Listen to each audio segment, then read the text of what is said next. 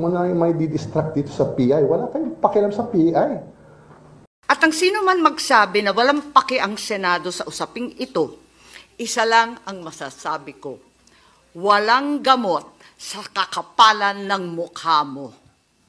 Patuloy ang tensyon sa pagitan ng magpinsang Senator Amy Marcos at House Speaker Martin Romualdez.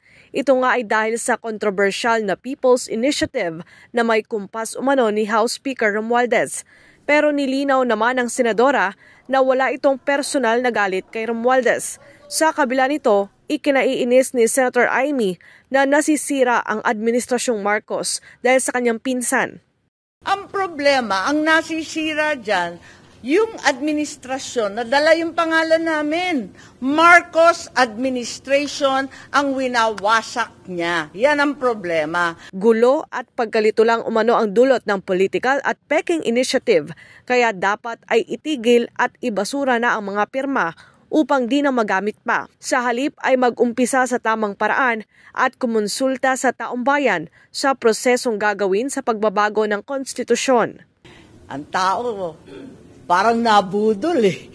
Bakit akala natin mapupunta tayo sa agrikultura, akala natin public transport, akala natin dun sa infrastructure, kasi yun ang may tatak Marcos eh, di ba?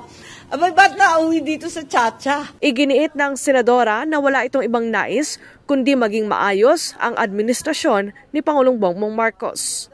Sino nakakasira sa administrasyon na Marcos, siyempre, kailangan iwasto ko.